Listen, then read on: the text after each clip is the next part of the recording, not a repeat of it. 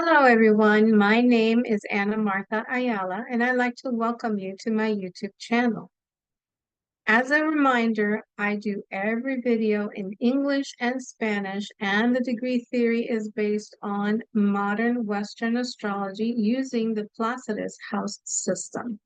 In today's video, I am going to share with rising signs Virgo or Sun in Virgo, the planetary energies for 2025 and how they will affect your natal chart. Now, I don't call it a horoscope because it's not personalized. They're not, you know, it doesn't substitute a meeting with a one-to-one meeting with an astrologer, but at least you get the general idea of what 2025 will hold for you. Now, if you're a late degree rising sign or a late degree sun sign, then maybe you would want to listen to the video for Libra because the house positions may change. So you need to play it by ear.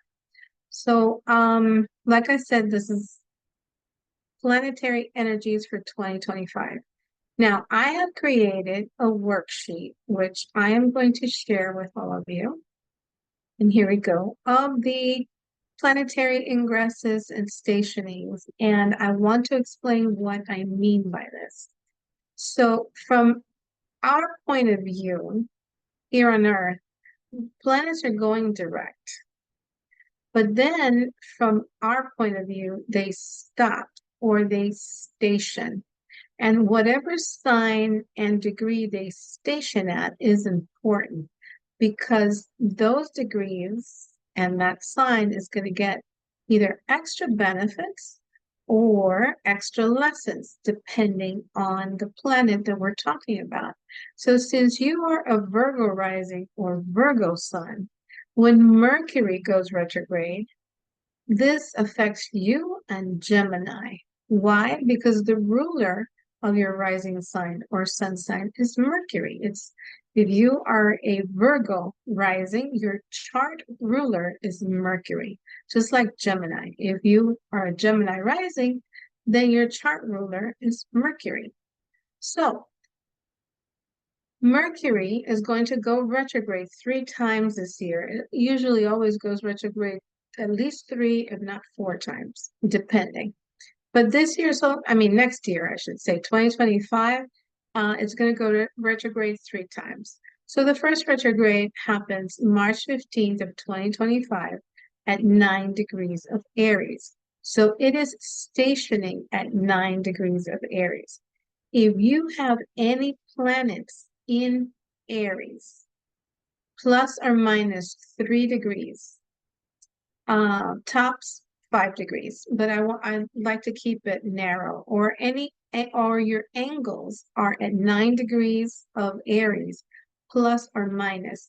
You have any planets aspecting this transiting Mercury, then you will receive information, communication, Mercury ruled items, right? So let's say if your Venus is aspecting this Mercury, you may get some news, some communication, an email, either in love related matters or in business related matters.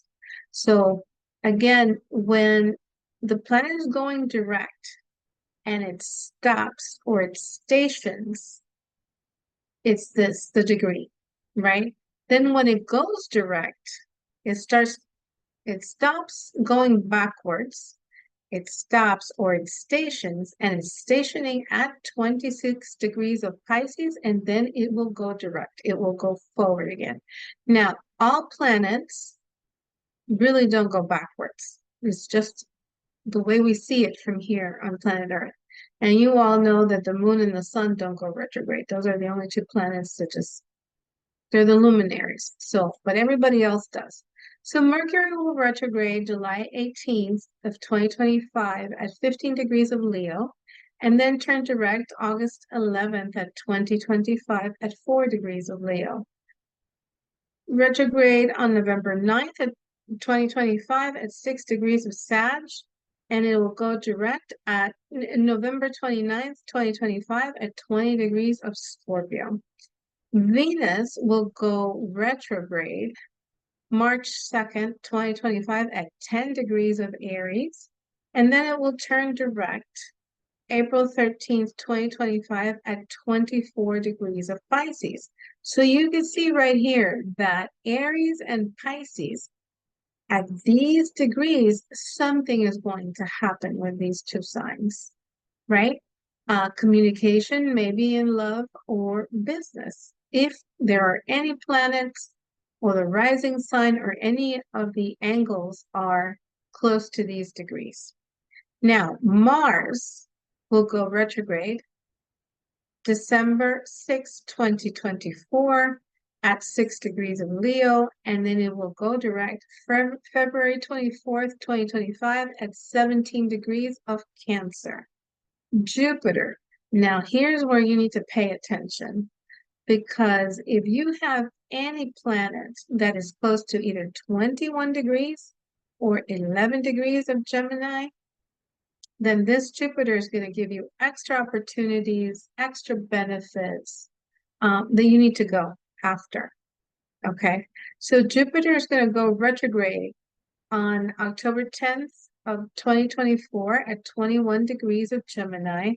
And when each of these planets station, they'll station for different amount of time. So during my monthly updates, I'll give you the days or weeks. In most cases, like the big planets, they're weeks.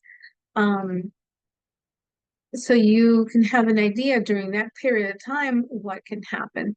So Jupiter will go direct February 24th of 2025 at 11 degrees of Gemini. And you all know that Venus and Jupiter are the benefics, right, of the zodiac. And then Mars and Saturn are, difficulties, lessons. They're the malefic planets of the zodiac. So now Saturn is going to retrograde July 13th of 2025 at 10 degrees of Aries, and it will go direct on November 28th of 2025 at 25 degrees of Pisces. So again, these degrees are significant. This is the third hit. If you have any planets at these degrees or Aries or Pisces, you will get significant matters coming up during these times. Now, Uranus is going to go retrograde September 2nd of 2024 at 27 degrees of Taurus, and it's going to go direct January 30th at 2025 at 23 degrees of Taurus. Now, we have the demon star Algol at 26 degrees of Taurus. So if you have any planet, especially Mercury or Mars, with Mercury aspecting, or I should say Uranus aspecting your natal Mercury, be careful with car accidents. Or Uranus aspecting Mars, careful with accidents in whatever house you have Mars. So let's say you have it in the 4th house, so be careful with an accident at home. If you have it in the 6th house, be careful with an accident at work, okay? So for the aspect between Uranus and Mercury, you can put a little airplane in your car, like a picture of an airplane as a remedy. Now, nothing substitutes careful driving. Let's just say it out there, but the little airplane is a remedy for this type of aspect. Now, Neptune going retrograde July 4th, 2025 at 2 degrees of Aries, and it's going to go direct December 10th, 2025 at 29 degrees of Pisces. Here, at this 29 degrees, we have a fixed star called Sheet. And again, it's danger in the water during next summer from July 4th to December 10th, especially during December. So if you're taking a cruise, if you're having a beach vacation, If you're doing any activities in the water, just use extra caution when doing these activities. Needless to say, the hurricanes, the storms, tsunamis, floods, anything having to do with water, you have to be extra careful. Now, Pluto will go retrograde May 4th of 2025 at 3 degrees of Aries, and then it will go direct October 14th, 2025 at 1 degrees of Aquarius, and it will stay in Pluto for the next 20 years. So Pluto will no longer go back to Capricorn. It will stay in Aquarius for the next 20 years. So let's take a look at how it's going to affect your natal chart.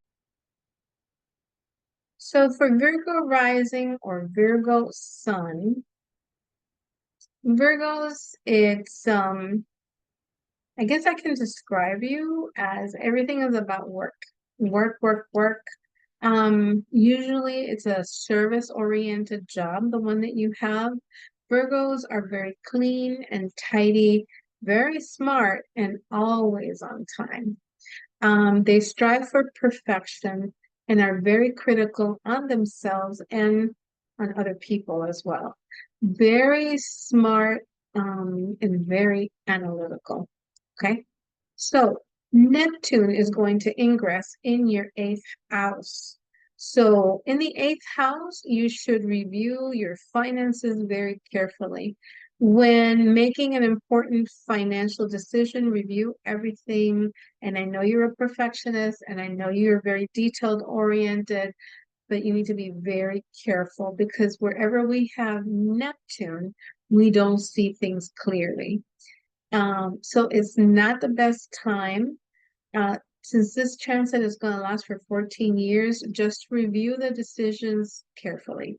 If you are getting a divorce, your partner may be hiding money or lying about his assets or about how much he or she makes, or how much she or he they have as far as their their investments and so on.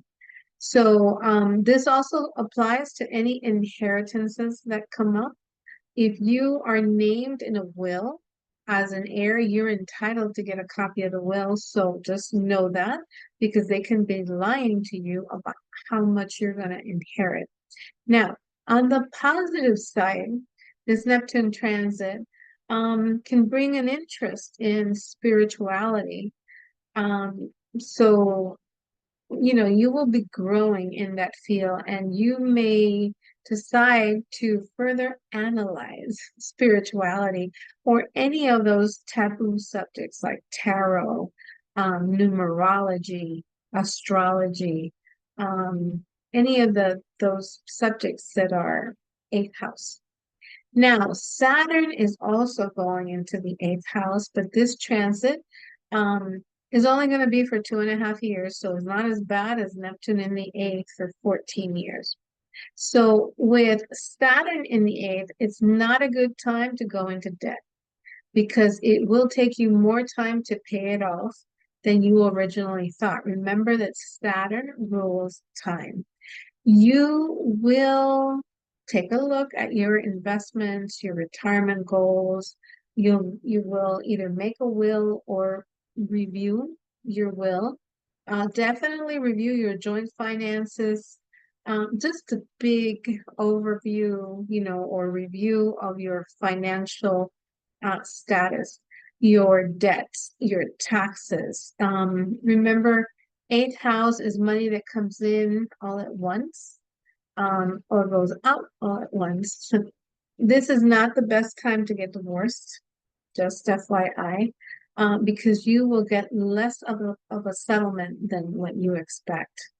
Also, someone in your environment, not you, but in your environment may pass. So, probably because it's Saturn, is going to be an older person, right? Because Saturn rules.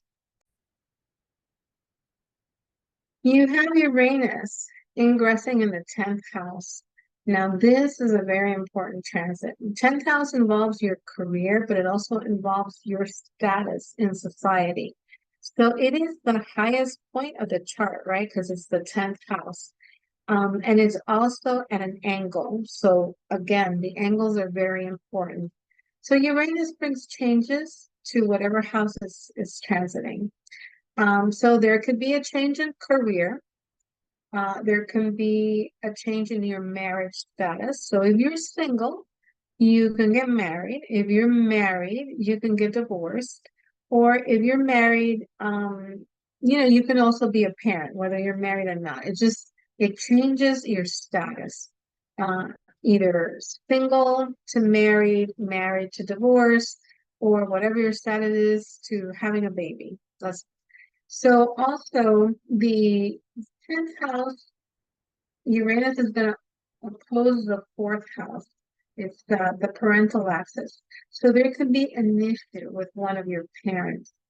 Um, so be mindful of that and just watch out for them.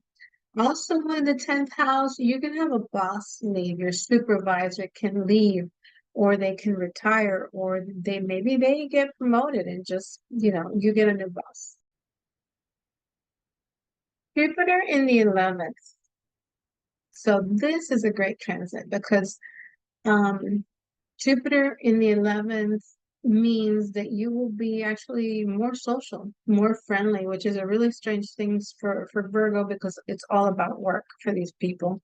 So make use of this, make new friends. It's a positive time also to have some goals and wishes, and they can actually come true because it's Jupiter, the great benefic. You may want, you may increase the number of friends or the social groups that you belong to. Um, Someone foreign, because it's Jupiter, or influential may become a friend or join your social group, which will be of great fortune to you. Now, the lunar nodes, and this is a very important transit, they're changing from Aries and Libra to Pisces and Virgo. So the North Node will be in Pisces starting in January of 2025. And the South Node will be in Virgo. Now, this is your relationship axis. Um, so definitely it's all about relationships once January 2025 comes around for the next 18 months. Um, you can meet someone who is a fated long-term relationship in love or business. However, fated can mean a life lesson, or maybe it can be a lifelong partner. The person you will meet will feel very familiar, like you have known each other, or like forever. One of these people that you meet is like, oh my God, we get along so well. This is great. Now, the South Node is in your sign, Virgo. So some part of you needs to change. Life is not all about work. Perfection is only an ideal because what's perfect for me might not be perfect for you. So it's just an ideal. Um, it's not the same for everyone. Be more enthusiastic. What do you want to change about yourself? One point I must say is that which is not a good thing. When there is an eclipse in this axis, because it's a long-term relationship, then it could bring a divorce or a disillusionment of a partnership in business. So just wanted to point that out. Hopefully that's not your case. Hopefully you are just meeting somebody and later on you can get married. Now, Pluto in the sixth house. There can be a transformation at work or your health. Also, you can have coworkers. Some people at work can leave, and then you have other people coming in. If you own your own company, well, you will be hiring more people. Um, so you can also want to implement a very rigorous health regimen. Because Pluto is all about obsession, you become very passionate about something. So your health needs careful attention. Review your diet, your exercise with your doctor. Make sure that your PCP, your primary care physician, gives you the green light, and take it in stride, because Pluto will make you a little bit obsessive about stuff. Um, or, the other thing is you may be very passionate about your intellectual, because Virgo is a very analytical sign. So intellectual subjects may be of great interest to you as well. So with this, I conclude your planetary energies for 2025, Virgo. I wish you the best, many blessings to you. I hope you are one of the signs that are going to have a lot of, um, I don't want to say challenges, but they are.